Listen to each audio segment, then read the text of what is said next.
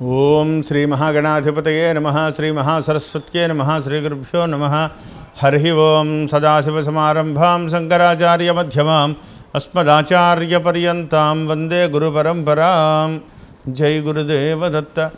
పరమేశ్వర స్వరూపమైనటువంటి సృష్టికి నమస్కారాలు చేస్తూ జూలై 1వ తారీఖు నుండి ఆగస్టు 1వ తారీఖు వరకు గల కర్కాటక రాశి వారికి ఈ యొక్క నెల మాస ఫలితాలు ఏ విధంగా ఉంటాయో మీకు నేను తెలియజేస్తాను. కర్కాటక రాశి వారికి ప్రారంభములగాయితూ వ్యయస్థానమందు రవి, రాహువు, బుధుడు, లాభస్థానమందు శుక్రుడు, సప్తమ స్థానంలో శని, 6వ స్థానమందు కేతువు, గురుడు. ఒక రకంగా కర్కాటక రాశి వారికి ఈ నెలంతా కూడా పరీక్షాకాలంగా ఉంటుంది. వ్యయస్థానంలో సంభవించినటువంటి గ్రహణం యొక్క ప్రభావము, మూర్తిమంతమరీత్యా 6వ స్థానంలోకి వక్రించి వెళ్ళినటువంటి గురుడు కూడా ఆయన లోహమూర్తిగా ఉన్నారు. ఆయనకి ఎటువంటి యోగము ఇవ్వరు.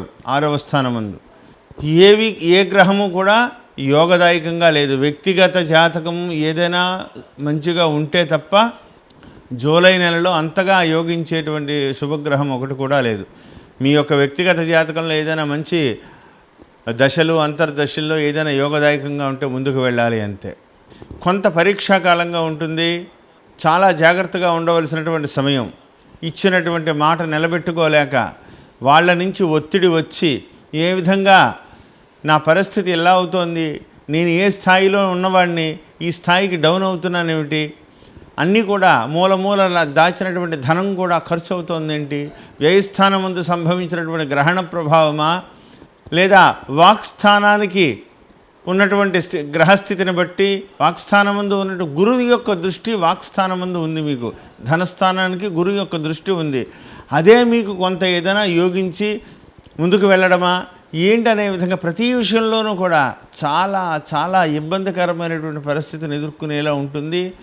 జాగ్రత్త వహించాలి. ప్రతినిత్యము కూడా ఆదిత్య హృదయం పారాయణం చేసుకోవడం, సూర్య దేవాలయానికి వెళ్ళడం, ప్రతి ఆదివారము సూర్య దేవాలయానికి వెళ్ళడం, ప్రతి శనివారము కూడా నవగ్రహ ప్రదక్షిణం చేయడం, ప్రతి సోమవారము కూడా పరమేశ్వరుడికి పంచామృతాలతో అభిషేకం చేయించుకోవడం, ప్రతినిత్యము కూడా ఇంట్లో ఆవునేతితో దీపారాధన పెట్టుకుని కులదైవాన్ని శుభ్రంగా మీకు ప్రార్థన చేసుకుంటూ మీ యొక్క దశలు, అంతర్దశలు ఏ విధంగా ఉన్నాయో వ్యక్తిగత జాతకాన్ని చూపించుకుని మార్గనిర్దేశం చేసుకుని సమస్యల మీద పడకుండా జాగ్రత్తగా తప్పించుకునే విధంగా ఆలోచించండి.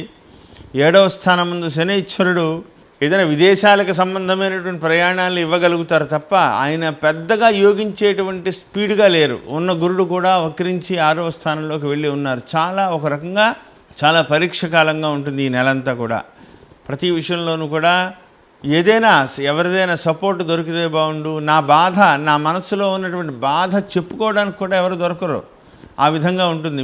మీ మనసులో ఎంతో సమస్య మిమ్మల్ని పట్టి పీడిస్తూ ఉంటుంది. ఎదురు వ్యక్తులకు చెప్పుకుందామన్నా సరే వాళ్ళ నుంచి సరైన రెస్పాన్స్ రాక, చూసావా గతంలో నేను వాళ్ళకి ఎంత సహాయం చేశానే, నా వల్ల వాళ్ళు బాగుపడ్డారే, నా వల్ల పైకి వచ్చారే, ఈ సమయంలో కనీసం నాకు సపోర్ట్గా కూడా నిలవలేకపోతున్నారనేటువంటి బాధ కూడా మిమ్మల్ని వెంటాడేటువంటి అవకాశం ఉంది.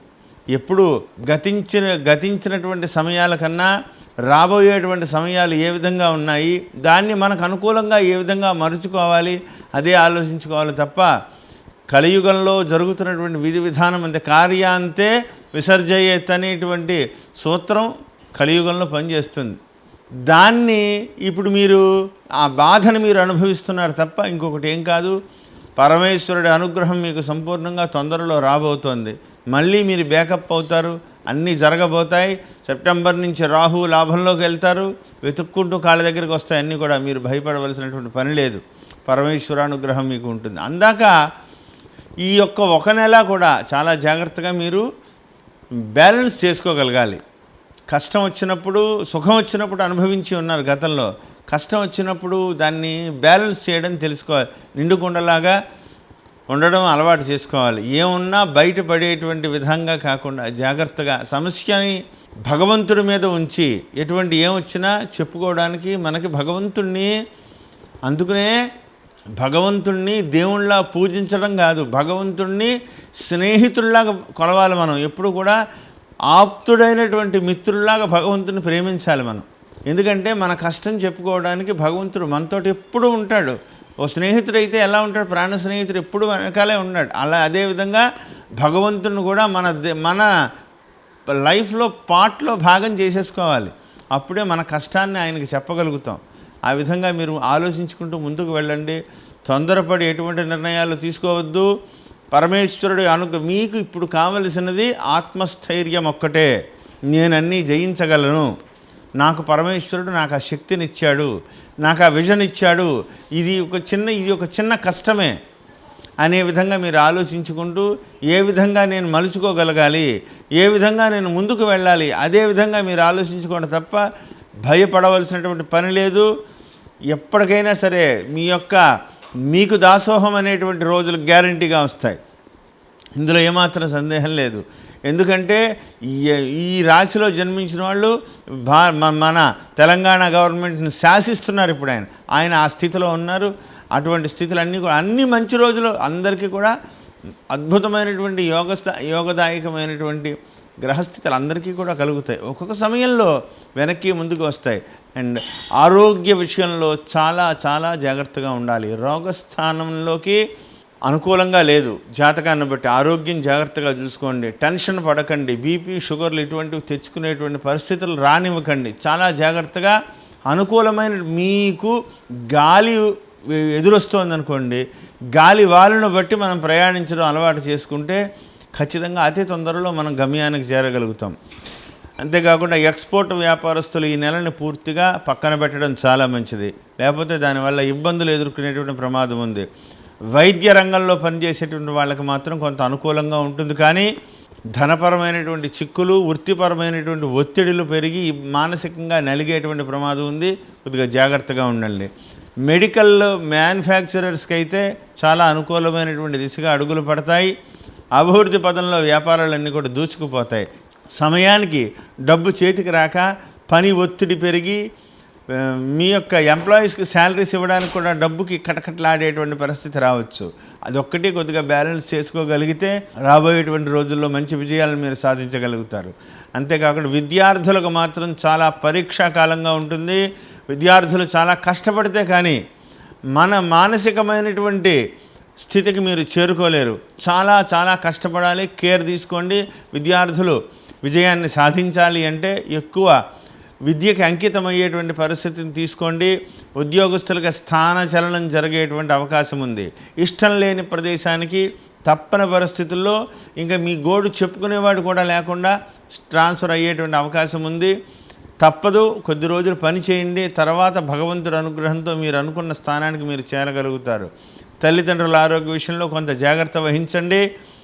మీకు మంచి రోజులు తొందరలో ఉన్న ఈ ఒక్క నెలే కొద్దిగా ఇబ్బంది తప్ప మిగతావన్నీ కూడా ఉన్నాయి. 16వ తారీఖు నుంచి దానికి తోడు జన్మస్థానంలోకి రవి సంచారం.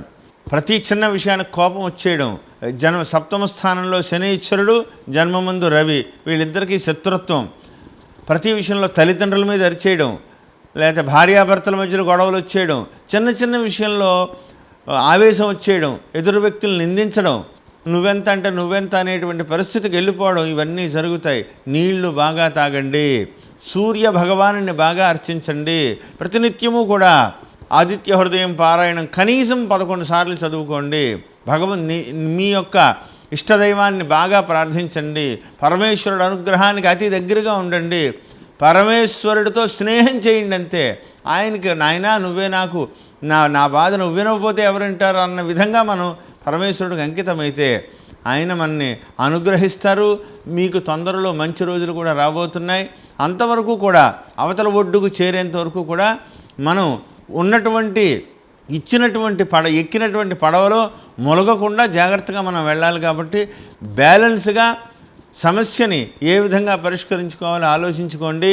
ప్రతినిత్యము కూడా సూర్యభగవానుని ఇంటి దగ్గరే స్నానం చేసుకుని సూర్యభగవానుడికి దర్శనం చేసుకుని అనుకూలమైనటువంటి ఆసనంలో కూర్చుని ఆదిత్య హృదయం పారాయణ చేయండి.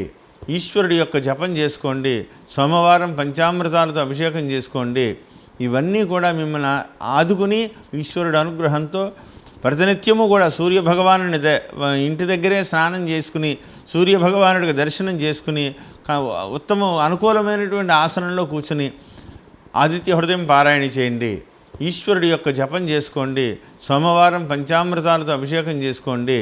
ఇవన్నీ కూడా మిమ్మల్ని ఆదుకుని ఈశ్వరుడు అనుగ్రహంతో జయకరంగా ఉండాలని మనస్ఫూర్తిగా కోరుకుంటూ జై గురుదేవ దత్త.